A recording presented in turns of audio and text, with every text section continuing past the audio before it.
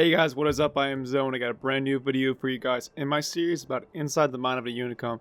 I'm sorry it took this long to make. I got a brand new mic, and after the holidays things got a little busy, but I'm gonna get right back to my schedule about making a new video every couple days. So I'm playing the RU-251 in the tier 8 German light tank. So I'm gonna hop right into battle and see how it does. Some important things to note as we're going into battle here. The RU-251 has 2400 DPM, which is very good for a scout tank. It's very high. It has a 0.35 dispersion on the move, which is also quite good, and an 80 km/h top speed, while also being a scout, which maintains its camo rating as it's moving versus just stationary like all the other tanks. So this tank is one of the fastest tanks in the game. It's very small with a very good gun, which leaves you a lot of options of what you can do in a public match like this. I see there are a lot of very big tank destroyers, which leaves me with not many options of what to do on a map like this. I would really hope that our team goes the hill, because that's not something that I can fight. I need to be able to use my mobility because I don't have any armor to speak of, basically. So what I'm going to do is I'm probably going to go out to these middle road here at first. I don't know what I'm doing right here, going this way, but whatever. Probably go to this middle road here in the beginning to see if I can spot anything crossing the field right away so our tanks on hill can shoot it. What I'm doing right now is trying to just get some information and not be super aggressive in my initial positioning. So I spotted the M103. He didn't light me, which is good.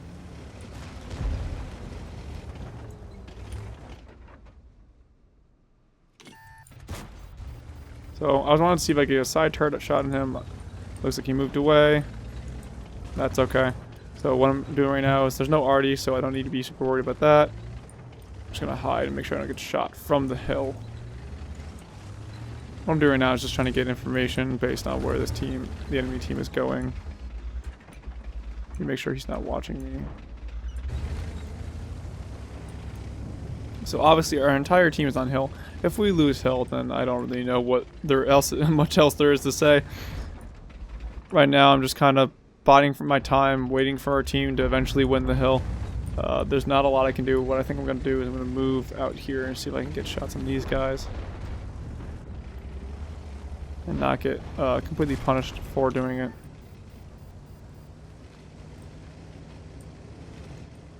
I see that they're pretty exposed here, so what I'm doing is I'm moving out over here, and I believe I can shoot them through this building crack. I believe I can. Ah, there we go. I had the shot. There it is. Nope, it's not giving it to me. Back up instead. There we go. Now what I'm doing is this is limiting my exposure to not being super exposed to anything out on the 1-2 line. This allows me to just get cross shots like that into these tanks and allow my team some cross shots. Keeps them pulled back a little more weary of pushing my team.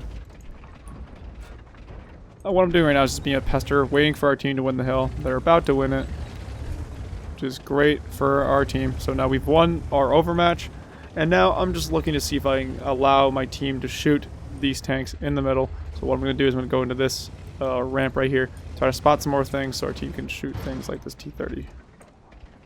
I can try and track. Yes, so I just got a track shot now.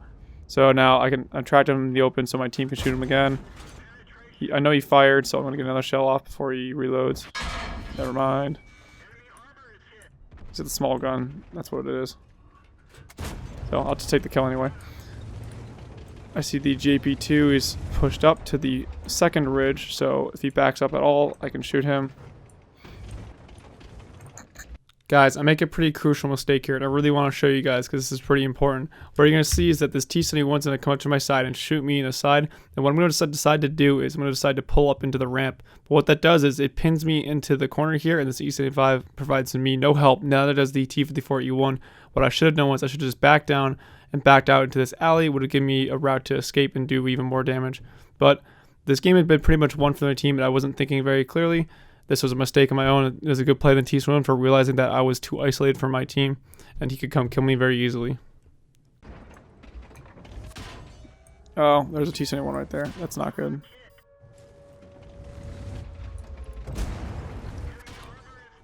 Why are you right there?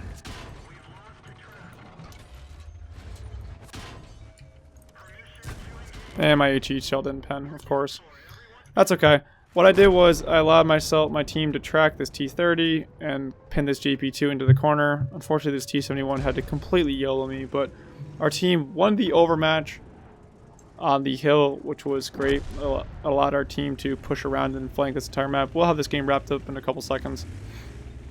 There was what I recognized there was I saw that there was pretty much nothing I could do for my team on the hill, so I decided that I was going to come out to this road right here and try to spot the team. As you saw, I got some spotting damage on the T30, the M103 on the tanks, and got some track damage on him too.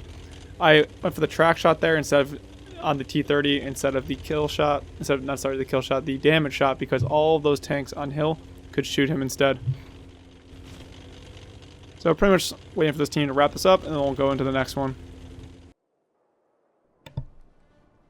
So looking at the post-game stats, I didn't do super well in terms of damage or even experience, but I wanted to show you guys this game because I did a decent amount of spotting damage, and even though the stats don't show it, what I did for my team was I gave cross shots on those tanks on hill, which made them be much more weary of pushing it, and I managed to slow down all the tanks in the field. This is just an example of how I did much better in experience, but this is a great example of how sometimes the stats don't always show the crucial contributions that allow a team to win. What I did right there was kept most of their team at bay out in the field while I knew my team had the overmatch on hill, so that allowed them to push the hill and then know that the team was still bottled up in the field near their spawn when they came off the hill. So let's hop into another game and see what happens. So looking at this tank comp versus our tank comp, this is a great map for my tank. There's no arty, which is wonderful.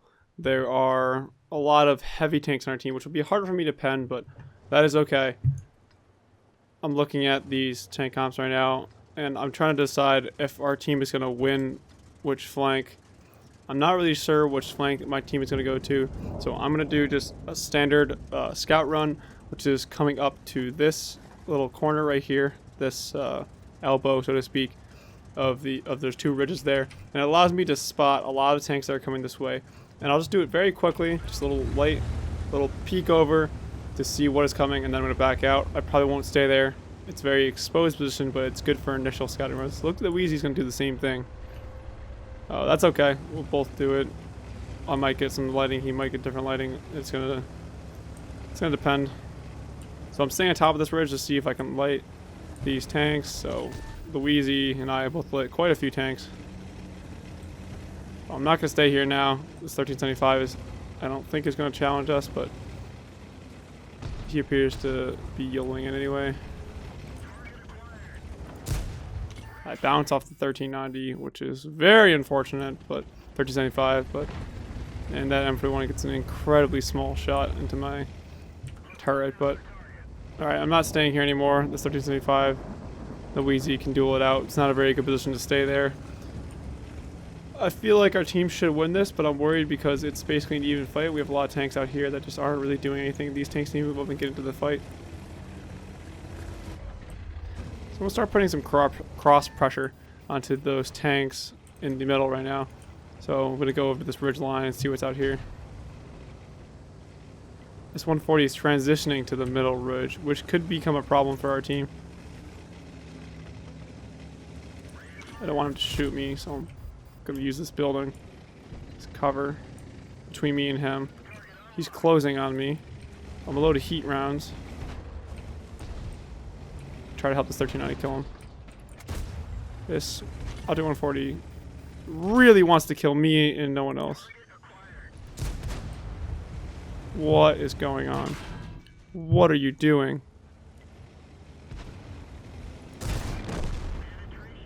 Guys, have you ever heard of Unicum focus? That's the definition of it, by the way. I've seen Unicum focus, like XVM focus be a thing, but that's probably the most pristine example of it I've ever seen in my life. Guys, if you don't know what Unicum focus is, that's okay. What it is basically when a player, typically of lower skill, WN8, they use XVM or clan tags to focus out the higher skilled player on the enemy team. And while I sort of see this logic, it's very, very, very frustrating when situations like the one you just saw happen to me, where, for example, that 140 just completely throws away his life to do, 900 damage to me, when he could have influenced the game in a far greater way than what he did right there. And it's just so frustrating to see players do this, when they just throw away their life like that. And it happens more often than you guys think, sadly. Moving on. I'm noticing that there's an M41 on here, which I can probably get a shot on right here. An important thing to note with the RU is that it actually has much better gun impression on the side of his tank, like a lot of German tanks. It's curious as to why that is, but I'm going to use it anyway.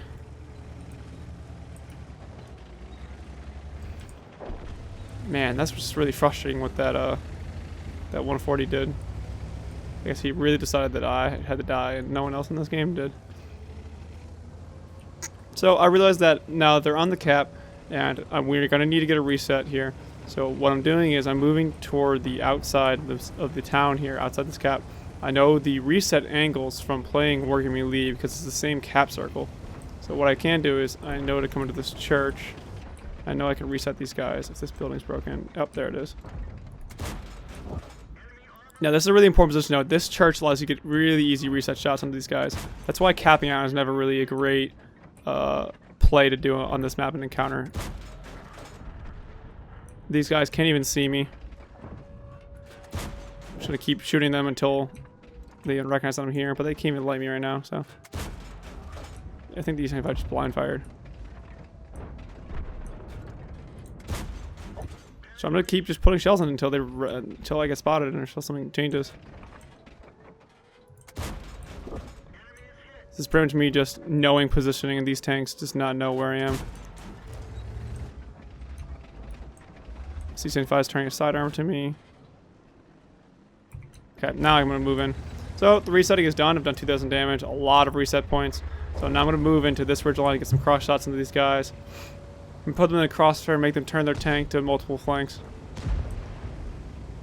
This game is pretty much over. Me surviving that absurdly weird 140 shot, 140 YOLO, was incredibly helpful for our team.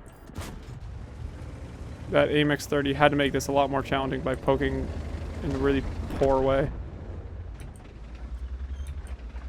Come on, gun impression.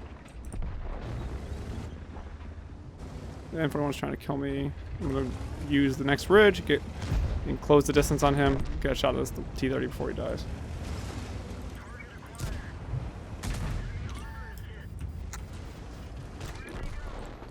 Nice job, team.